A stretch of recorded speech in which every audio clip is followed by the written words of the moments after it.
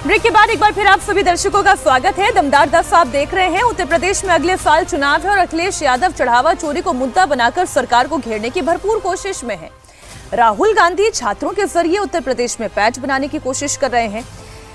8 अगस्त को राहुल गांधी का प्रयागराज में कार्यक्रम है और वो छात्रों की गूंज प्रोग्राम में शामिल होने वाले हैं। लेकिन उससे पहले राहुल गांधी को एक झटका लगा है। बड़ी खबर आपको दे दूं, छात्रों की गूंज प्रोग्राम के लिए जो केपी ग्राउंड दिया गया था उसकी बुकिंग रद्द कर दी गई है। कायस्थ पाठशाला ट्रस्ट ने हाईकोर्ट को 1 साल पुराने आदेश का हवाला देते हुए बुकिंग को रद्द कर दिया है। ट्रस्ट ने यह भी कहा कि बारिश की वजह से मैदान पूरा गीला है।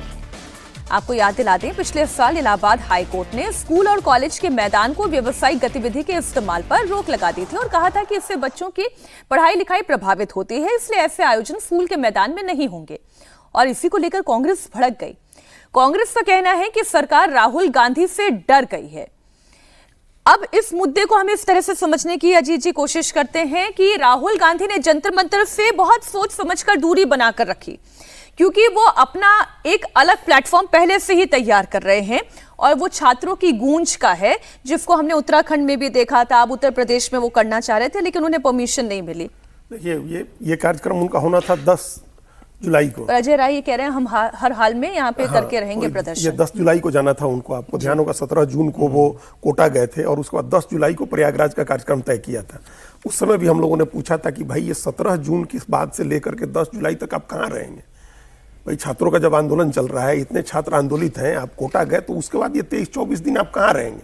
उस समय तक पता नहीं था कि ये बाहर जाने वाले हैं। तो खैर अपनी सुविधा के हिसाब से उन्होंने 10 जुलाई का तय किया था, लेकिन वो भी कैंसिल हो गया। पटना भी नहीं गया, दिल्ली में भी कैंसिल हो गया। तो अब छात्रों की गूंज हो रही है, अब जा रहे हैं वो वहाँ कार्यक्रम करने। अपना प्लेटफॉर्म, अपना एक एजेंडा लेकर के कांग्रेस अपने को छात्रों इस मतलब क्रेडिट लेने की कोशिश कर रही है, स्टूडेंट के एजिटेशन का, उनकी नाराजगी का, जो दिल्ली में उसको नहीं मिला था। आप देखिए ना, पहला प्रेस कॉन्फ्रेंस साहिल लोचब के साथ, दूसरा आयशा की लड़कियों के साथ, तीसरा रिया आहिर के साथ। भाई आपके एनएसयूआई के लोग कहाँ हैं? ये वो जो हिंदी की एक फिल्म आई थी कि उधार का सिंदूर, तो उधार का सिंदूर लेकर के श्रृंगार कर रहे हैं आप कि दूसरे लोगों को, आयशा के लोगों को, तो रिया आहिर को, तो साहिल लोचब को लेकर राहुल गांधी प्रेस कॉन्फ्रेंस करा। आपके पास एनएसयूआई इतनी बड़ी संस्था है तो कहाँ थे आपके लोग? तो वो लोग शामिल नहीं थे। तो अब उसकी भरपाई के लिए ये कार्यक्रम राहुल गांधी कर रहे हैं। अब एक पहलू तो ये है। दूसरा पहलू है कि उत्तर प्रदेश सरकार को क्या दिक्कत है? दे दें उनको। भाई उत्तराखंड में भी आपको याद होगा नहीं दिया था मंजूरी, और वो मंजूरी जो ग्राउंड इन्होंने मांगा वहाँ एक महिला कलाकार का गायन का कार्यक्रम हुआ। इसके बावजूद राहुल की सभा में बड़ी भीड़ जुटी, लोग जमा हुए। उस महिला के उसमें उस कलाकार का प्रोग्राम फीका पड़ गया राहुल के उसके सामने। बारिश में लोग पहुंच गए थे। क्योंकि आज छात्रों में नाराजगी है, छात्र कहीं भी पहुंच जाएंगे। तो ये क्यों बीजेपी इस बात को, या कोई भी संस्था जो भी इसमें लगा हुआ है, राहुल गांधी को करने दीजिए। नहीं देंगे परमिशन, इसका इशू बनेगा, वो मार्च करेंगे, धक्का मुक्की होगी और उससे उसका उनको ज्यादा फुटेज मिलती है जो उत्तराखंड में मिला। तो ये मंजूरी देनी चाहिए, देखना चाहिए कि वो क्या करते हैं जाकर के। वो जो कहते हैं उनको एक्सपोज करे बीजेपी की, भाई आप कहाँ थे जब आंदोलन हो रहा था छात्रों का? अच्छा, उत्तर प्रदेश में मुख्यमंत्री योगी आदित्यनाथ ने चुनाव से पहले दलित कार्ड खेला है। योगी आदित्यनाथ सरकार ने डॉक्टर अंबेडकर मूर्ति विकास योजना के लिए 407 करोड़ रुपए दिए हैं।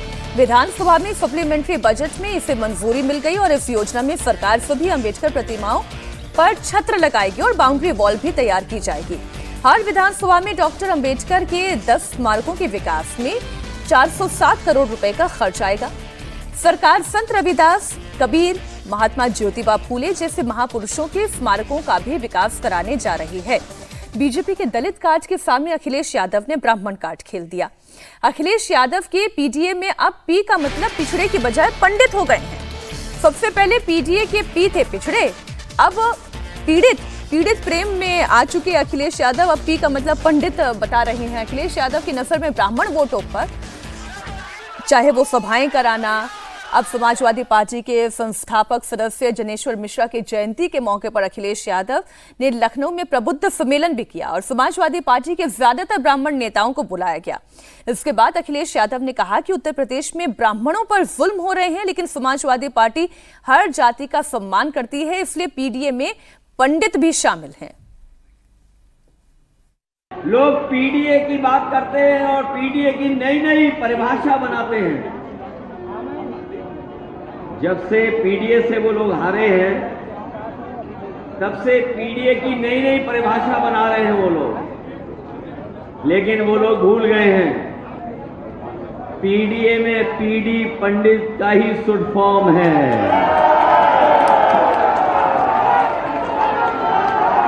जो लोग पीडीए की परिभाषा समय समय पर दूसरी बनाते हैं, वो जान लें कि पीडीए में पीडी जो है वो पंडित का शॉर्ट फॉर्म है, और जितनी पीड़ा दोगे, पीड़ा बढ़ाओगे, उतना ही पीडीए और मजबूत दिखाई देगा। पीड़ा देने वाला हो, ये जो अखिलेश यादव कह रहे हैं अमिताभ जी, कभी पंडित जो है पीड़ा देने वाला हो जाता है, कभी पंडित ही पीड़ित हो जाता है। अखिलेश यादव का प्लान क्या है? नहीं, एसेंशियली क्योंकि ब्राह्मण समाज जैसा आप दिखा भी रहे हैं कि 12 से 14% 115 सीटों पर असर है, सो इन्फ्लुएंशियल कास्ट है।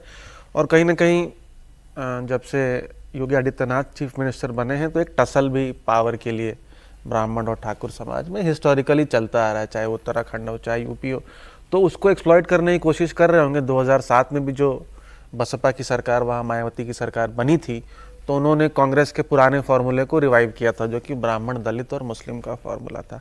तो क्योंकि इन्फ्लुएंशियल कास्ट है, कहीं ना कहीं एक नाराज़गी भी है लोगों को, पावर स्ट्रक्चर में उतना रिप्रेजेंटेशन नहीं मिलने की वजह से बीजेपी से, तो उसको कहीं ना कहीं साधने की कोशिश है। और जो जिस दलित समाज की आप बात करें तो देखिए, दलितों में जो 21% की आबादी है, 12% जाटव और 9% गैर जाटव है। जाटव समाज तो अभी भी, यानी 2024 के लोकसभा चुनाव तक भी मेजॉरिटी सपोर्ट मायावती जी के साथ है। जो ये गैर जाटव है 9%, वो 2022 के विधानसभा चुनाव में 45% उन्होंने भाजपा को सपोर्ट किया था, यानी भाजपा के पक्ष में गैर जाटव समाज वहाँ पर हो चुका था। लेकिन 2024 के लोकसभा चुनाव में 50% से ऊपर गैर जाटव समाज ने समाजवादी पार्टी गठबंधन को वोट किया। संविधान खतरे में है, ये जो नैरेटिव चला था। तो कहीं ना कहीं बीजेपी का भी है कि बीजेपी की भी कोशिश है कि दलित समाज में जो गैर जाटव वोट है, जिसके ऊपर उनका कंट्रोल हो चुका था एक समय, और जो छिटक गया है समाजवादी पार्टी की तरफ, उसको कहीं ना कहीं अपने पाले में लाया जाए। मैं इन्हीं नंबर्स पे अगर बात करती हूँ अजीत जी, जो हमारी टीम ने तैयार किए हैं, समाजवादी पार्टी के पास जो पहले पंडित 7% था, वो पिछले चुनाव में घटकर 6% हो गया, और वो बीजेपी का प्रतिशत वो लगातार बढ़ाता चला जा रहा है, 85 फिर 86। हाँ, तो ये कितना असरदार होने जा रहा है? ब्राह्मण क्या समाजवादी पार्टी के साथ जुड़ सकता है? ये संभव नहीं लग रहा है, हमको नहीं संभव लग रहा है, इसलिए क्योंकि पावर स्ट्रक्चर में हिस्सेदारी के लिए जो संघर्ष है वो सनातन है, पुराने समय से चल रहा है, जैसा अमिताभ जी ने बताया। लेकिन अभी भारतीय जनता पार्टी की सरकारों से जो एक इकोनॉमी का इकोसिस्टम बना है, उस इकोसिस्टम में जो रिलीजियस इकोनॉमी है, उसका जो इकोसिस्टम है, उसका सबसे बड़ा लाभार्थी ब्राह्मण है। इस बात को समझने की जरूरत है। जितने मंदिर बन रहे हैं, जितने कॉरिडोर्स डेवलप हो रहे हैं, जितना मंदिरों के इर्द गिर्द टूरिज्म डेवलप हो रहा है, और इस धर्म की व्यवस्था में जो दूसरी चीजें विकसित हो रही हैं, धर्म के साथ अर्थ की व्यवस्था, वो जो व्यवस्था विकसित हो रही है, जिसमें ज्योतिष भी है और ये पूजा पाठ है, ये ऑनलाइन पूजा पाठ है, ऑनलाइन ज्योतिष, ये पूरी जो इकोनॉमी डेवलप हुई है, इसका सबसे बड़ा लाभार्थी ब्राह्मण है। इसी वजह से वोट परसेंटेज बढ़ा 17 के मुकाबले 22 में 89% हुआ। तो वो उसमें कम होने की कोई संभावना नहीं है, क्योंकि उसको लग रहा है कि बीजेपी रहेगी तो ये इकोनॉमी मजबूत होगी, जिसमें हमारी इकोनॉमी मजबूत हो रही है। तो ये जो अपने इंडिविजुअल ब्राह्मण का देखिए, जो एक टॉप क्लास होगा, वर्ग होगा, उसको एक नाराजगी रही है। हम लोग जानते हैं, पहली जो लड़ाई हुई थी, हाथा वर्सेज मठ की लड़ाई हुई, जो हरिशंकर तिवारी वर्सेज योगी आदित्यनाथ वाला मामला चला, या बाद में विकास दुबे के एनकाउंटर तक, ये सब पीछे छूट गया। अब ये नई चीजें हैं। अब इस स्थिति में जो ब्राह्मण जोड़ने की कोशिश कर रहे हैं, सबको पता है कि यहाँ तो कतई वैकेंसी नहीं है। मैं एक अलायंस की मैं बात कर लेती हूँ, क्योंकि समाजवादी पार्टी और कांग्रेस पार्टी मिलकर चुनाव लड़ने की तैयारी कर रही है, और 2017 वाला फॉर्मूला ही वो अप्लाई कर सकती है। इसमें अगर कांग्रेस पार्टी दलित वोटों के लिए प्रयास करती है, तो वो चाहेगी कि चंद्रशेखर जैसे जो और नेता हैं वो उनको जोड़ ले। समाजवादी पार्टी की रणनीति क्या है? वो अपने साइकिल पर किस किस को सवार करना चाहता है? देखिए, वो सवार तो उन्होंने सीट तो दो ही है, एक मेन और एक कैरियर। एक पीडीए उन्होंने बनाया हुआ है, उसकी जो भी व्याख्या करना चाहे वो। लेकिन ब्राह्मण इस बात को समझ रहा है कि मान लीजिए कि बीजेपी में मुख्यमंत्री नहीं बन रहा है ब्राह्मण, योगी आदित्यनाथ 2 बार से बन रहे हैं, हम ये माने कि अगली बार भी उन्हीं का नाम आ जाता है, मान लीजिए, इधर तो अखिलेश यादव ही आएंगे ना भाई। जब बीजेपी में ब्राह्मण नहीं आ रहा है, तो ऐसा तो है नहीं कि समाजवादी पार्टी ब्राह्मण मुख्यमंत्री बना देगी। ठीक बात है। फिर तो अब दोनों में से किसी को चुनना होगा ना, तो किसकी व्यवस्था में, किसके शासन में उनका इकोसिस्टम मजबूत है, ये देखेंगे तो अपने आप पलड़ा बीजेपी की तरफ होगा। हम जो पहले कह रहे थे उसी की कंटिन्यूटी है। अखिलेश यादव ने कह दिया था कि पिछड़ा, दलित और अल्पसंख्यक। अब ये जो इसकी व्याख्या करना चाहे, पंडित बनाना चाहे, पिछड़ा दलित, पिछड़ा का मतलब गैर यादव पिछड़ा, और दलित का मतलब गैर जाटव दलित, गैर जाटव, ठीक। और अल्पसंख्यक, ये उनका, यही उनकी साइकिल पर सवार करने की कोशिश है उनको, कि गैर जाटव दलित साथ में आ जाए, गैर यादव पिछड़ा हम कुछ जोड़ लें, और अल्पसंख्यक साथ में आ जाए, तो एक जीतने का कॉम्बिनेशन बन जाता है। इसमें कांग्रेस साथ में रहेगी तो गैर जाटव दलित जोड़ने में, अल्पसंख्यक जोड़ने में उनको ज्यादा आसानी होगी। और इस साइकिल पे असदुद्दीन ओवैसी कभी सवार नहीं हो पाएंगे, ये बात भी बड़ी क्लियर है, और ये दोनों ही पार्टीज की तरफ से क्लियर है। आइए बात पंजाब की कर लेते हैं, जहां चन्नी गुट के विरोध के बीच राजा वडिंग ने बड़ा ऐलान कर दिया है। राजा वडिंग ने कांग्रेस आला कमान को मैसेज देते हुए ऐलान किया है कि वो मुख्यमंत्री भगवंत मान के खिलाफ चुनाव लड़ने के लिए तैयार है। हालांकि उन्होंने ये भी कहा है कि इसका फैसला राहुल गांधी और कांग्रेस के राष्ट्रीय अध्यक्ष मल्लिकार्जुन खड़गे को करना है। इससे पहले सोमवार को अमरिंदर सिंह राजा वडिंग ने कहा था कि वो अपने पद से इस्तीफा नहीं देंगे। हाल के दिनों में कांग्रेस के कई कार्यक्रमों के दौरान राजा वडिंग को चरणजीत चन्नी के समर्थकों की नारेबाजी का भी सामना करना पड़ा। अब उन्होंने कांग्रेस आला कमान को अपना मैसेज पहुंचा दिया है कि वो पंजाब चुनाव में फ्रंट से लीड करेंगे।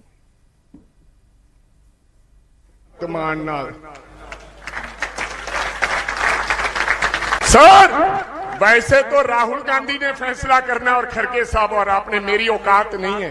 दलवी साहब, जीरा कल कह रहा था राजा वड़िंग को भगवान सुखबीर के खिलाफ लड़ा ना, सुखबीर तो बेचारा पहले ही लंबा पड़ा है। सर, जा तो मेरे को मत लड़वाना, या तो मेरे को मत लड़वाना, अगर लड़वाना तो फिर भगवंत मान के खिलाफ ही लड़ाना। मैं लड़ूंगा, वो ताड़ी मारो।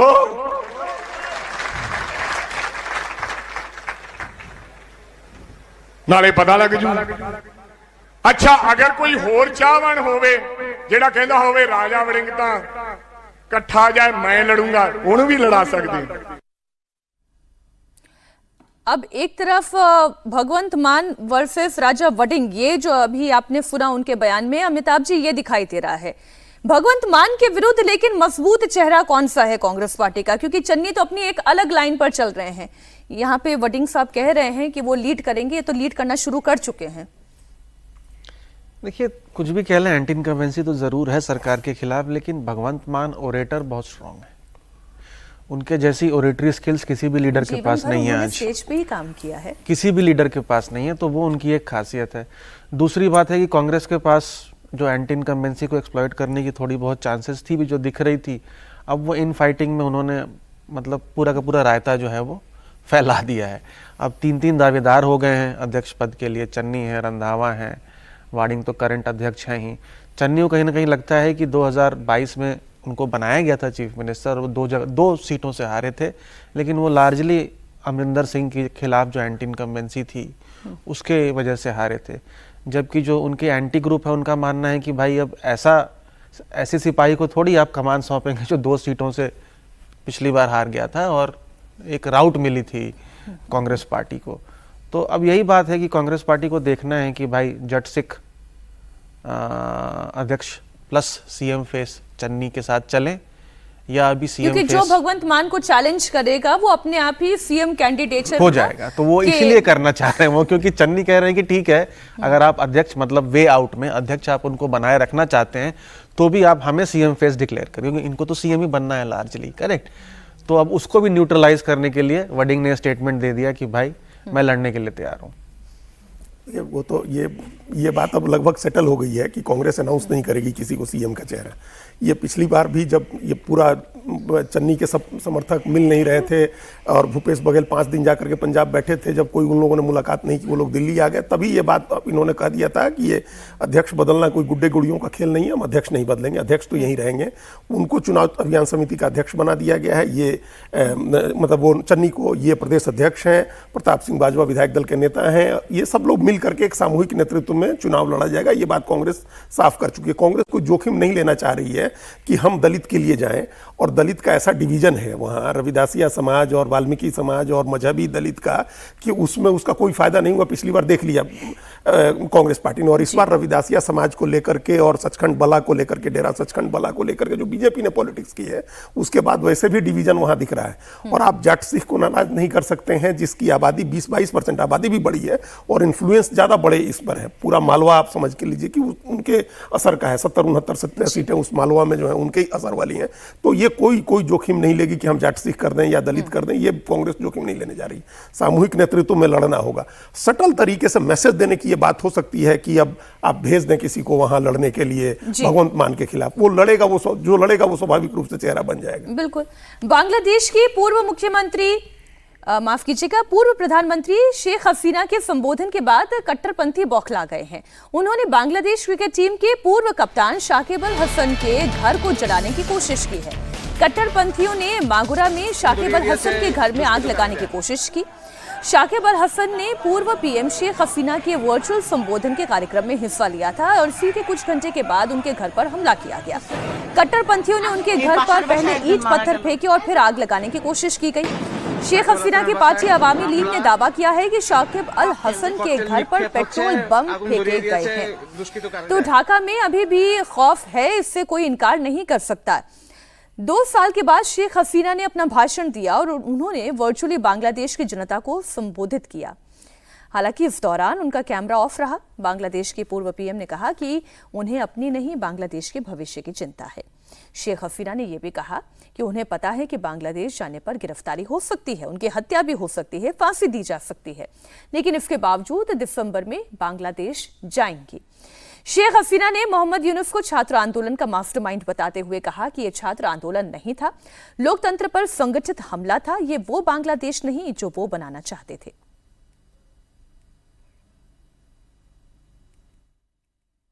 I am not worried about my own future. I am worried about the future of Bangladesh. I want to return because the people deserve security, development, prosperity. I want to return to Bangladesh to one purpose, to stand beside the people and help improve their lives. The people are the source of all power. I believe in them, I trust them, I love them, and I will return to them. Joy Bangla, Joy Bangabandhu. हालांकि इस virtual संवाद पर बांग्लादेश की सरकार ने नाराजगी जताई है और भारत से रिश्ते बिगड़ने की दुहाई भी दी है। बांग्लादेश के विदेश मंत्रालय ने बयान जारी कर कहा कि बांग्लादेश इस बात से बड़ा नाराज है कि नरसंहार के दोषी और फरार शेख हसीना को नई दिल्ली में मीडिया से लाइव बातचीत करने की इजाजत दे दी गई, जबकि ढाका ने भारत को आगाह किया था कि इससे हमारे द्विपक्षीय संबंधों को फिर से बेहतर बनाने की कोशिशों पर क्या असर पड़ सकता है। फिर भी सार्वजनिक कार्यक्रम को आयोजित करने की इजाजत दी गई। हालांकि भारत की तरफ से पहले यह स्पष्ट कर दिया गया था अजीत जी कि ये एक मीडिया का कार्यक्रम है और ये इनका निजी कार्यक्रम है, इसमें भारत सरकार का कोई लेना देना नहीं है और भारत मानवता का पक्षधर है। कोई अपना संवाद करना चाहता है वो संवाद कर रही हैं और दिसंबर में वो बांग्लादेश भी लौटेंगी। बिल्कुल। और इस बात पर एक तो खैर डिप्लोमेसी में जो चीजें तय होती हैं वो अपना अपने हिसाब से, कुछ चीजें मानक हैं, कुछ चीजें एकदम कॉपी बुक की तरह होती हैं कि आपको आपत्ति दर्ज करनी थी, आपने कर दी। भारत को भी पता है कि इसमें उसका कोई ज्यादा मतलब दलाई लामा जब भारत में थे तो इस बात को लेकर चीन कितनी आपत्ति जताता रहा है और है वो अभी तक है, 1957 से आए हुए अभी तक है। यहाँ उनकी एक निर्वासित सरकार चलती है तिब्बत की, यहाँ से सरकार का मुख्यालय है यहाँ। और खुद जो अभी प्रधानमंत्री हैं बांग्लादेश के तारिक रहमान, वो बरसों तक लंदन में बैठे हुए थे, इंग्लैंड में। वहां भी उनको शरण ही दी गई थी ना, उनकी माँ यहाँ जेल में थी, वो आते तो उनको भी जेल में डाला जाता। जो आरोप जिस तरह के लगे थे, जिस तरह की बातें थी, लेकिन वो एक डेमोक्रेटिक कंट्री में रहे, उसका लाभ उठाया और अब वो चाहते हैं कि वो सुविधा शेख हसीना को न मिले, भारत वो सुविधा अपनी एक दोस्त को न दे। और ये शेख हसीना ने बहुत अच्छी बातें कल कही। उन्होंने कहा कि भारत हमेशा दोस्त रहा है, चाहे 1971 का मामला हो या उसके बाद अभी का मामला हो, हमेशा भारत ने दोस्ती निभाई है, भारत ने मदद की है। उन्होंने आभार जताया भारत का। भारत ने एक डेमोक्रेटिक वैल्यूज और एक ह्यूमैनिटेरियन ग्राउंड पर उनको अपने यहाँ रखा है और एक निजी कार्यक्रम में उन्होंने संबोधित किया अपने देश के लोगों को और कोई ऐसी भड़काऊ बात नहीं कही जिसके लिए कोई आपत्ति दर्ज करे। उन्होंने कहा कि ये वो बांग्लादेश नहीं है जो बनाने की कोशिश की गई थी, ये वो बांग्लादेश नहीं है जिसके लिए 1971 में 30 लाख लोगों ने अपने जान की कुर्बानी दी थी, ये वो बांग्लादेश नहीं है। इसमें क्या भड़काऊ बात है? इसमें कोई ऐसी भड़काऊ बात नहीं है। उन्होंने अपनी बात कही और ये भी कहा कि मैं आऊंगी और दिसंबर में जाएंगी। देखिए, दिसंबर का चुनाव बड़ा इंपॉर्टेंट है। ये वो दिसंबर 1971 में बांग्लादेश आजाद हुआ था और वहां नया देश बना था। एक तो कहा कि अपने विजय उसके मौके पर हम वहां आएंगे और हमको जो सजा देनी हो वो दें, लेकिन मैं अपने लोगों के बीच में आऊंगी। तो इसमें कोई ऐसी आपत्ति की बात नहीं है, इसका स्वागत करना चाहिए और उम्मीद करनी चाहिए कि बांग्लादेश की सरकार कोई ज्यादती उनके साथ नहीं करेगी जब वो वहां जाएंगी। एक छोटा सा कमेंट इस पे अमिताभ जी, जब हम मेटा को डिस्कस कर रहे थे कि सोशल मीडिया क्या कर सकता है, इसका एक बहुत बड़ा एग्जाम्पल बांग्लादेश भी है। ऑफ कोर्स है, और बहुत सारी बातें हैं कि भाई जो इलेक्शन हुआ था वहाँ पे या फिर जो तख्ता पलट हुआ उसमें बाहर के फोर्सेस का बहुत बड़ा रोल है। और अगर आज खुद शेख हसीना जी कह रही हैं कि भाई ये पाकिस्तान बन रहा है या दूसरा पाकिस्तान बन सकता है, तो भारत के भी नेशनल सिक्योरिटी एंगल से ये बहुत बड़ा मुद्दा है, बहुत बड़ा सिक्योरिटी थ्रेट है, रिस्क है। तो देखते हैं कैसे इवॉल्व होता है ये सिचुएशन आगे। एक खबर ऐसी जो आपको विचलित कर देगी, ये खबर हरियाणा के सोनीपत से है।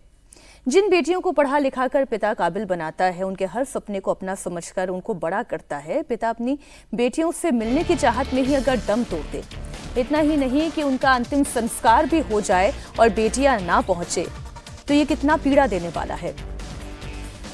बेटियों ने वीडियो कॉल पर ही अंतिम संस्कार करवा दिया। सोचिए, अंतिम संस्कार का काम स्टाफ और स्थानीय लोगों ने किया, जबकि बेटियां वीडियो कॉल पर बस देखती रहीं। बेटियों ने 5100 रुपए ट्रांसफर कर दिए और फिर ये भी कह दिया कि गंगा में अस्थियां बहा देना। ये दिल चीर देने वाली तस्वीर है। ओल्ड एज होम में रहने वाले 74 वर्षीय शिवचरण गुप्ता की यह कहानी है। लंबी बीमारी के बाद उनका निधन हो गया। उनकी 3 बेटियां थी जिन्हें उन्होंने हर खुशी देने की कोशिश की होगी जब तक वो जिंदा रहे होंगे, लेकिन आखिर समय में उनकी एक भी बेटी उनके कोई काम नहीं आई। बहुत दुख होता है, पीड़ा होती है इस तरीके की जब हम खबरें पढ़ते हैं। ये शिवचरण गुप्ता है, वृद्धाश्रम में ही उन्होंने लंबी बीमारी के बाद दम तोड़ दिया और बेटियां केवल वीडियो कॉल पर उनसे कनेक्टेड रही। ये हमारा समाज कहाँ जा रहा है? देखिए, ये बहुत ही खराब खबर है। हमने सुबह जब ये खबर देखी, एकदम आपने जो कहा हृदय विदारक खबर है। एक पिता ने अपनी 3 बेटियों को, और आप इनकी कहानी पढ़ें, इनका बड़ा कारोबार था। ऐसा नहीं था कि ये किसी साधारण परिवार से ऐसे थे, इनका बड़ा कारोबार था। मुंबई में इनका कपड़े का कारोबार था, पैसे कमाते थे। इन्होंने बड़े धूमधाम से अपनी 3 बेटियों की शादी की है। 2 बेटियां तो हमको लगता है आसपास के इलाके में ही रहती हैं, एक बेटी तो उत्तर प्रदेश में ही रहती है वो, लेकिन कोई बेटी नहीं पहुंची। जो बेटी जुड़ी वीडियो कॉल पर, उसने वो भी ये पूछ रही थी कि अभी कितना समय लगेगा। तो ये जो इनह्यूमन, ये जो असंवेदनशीलता विकसित हो रही है हमारे समाज में, ये एक बहुत ही खराब ट्रेंड है। देखिए, दुनिया के दूसरे देशों में हम लोग कहते हैं कि पाश्चात्य उससे जो चीज़ें आई हैं, लेकिन ये तो नहीं है। ये तो पाश्चात्य सभ्यता से क्या चीज़ें आई हुई हैं। उन्होंने 3 बेटियों का पूरा ख्याल रखा, पूरे रीति रिवाज से उनकी शादी की, लालन पालन किया अच्छे से, और उनको समय नहीं मिलाने का, इसमें हम किसी दूसरे को दोष नहीं दे सकते। ये हम लोग के अपने समाज के भीतर जो एक असंवेदनशीलता विकसित हो रही है, ये उसका कारण है।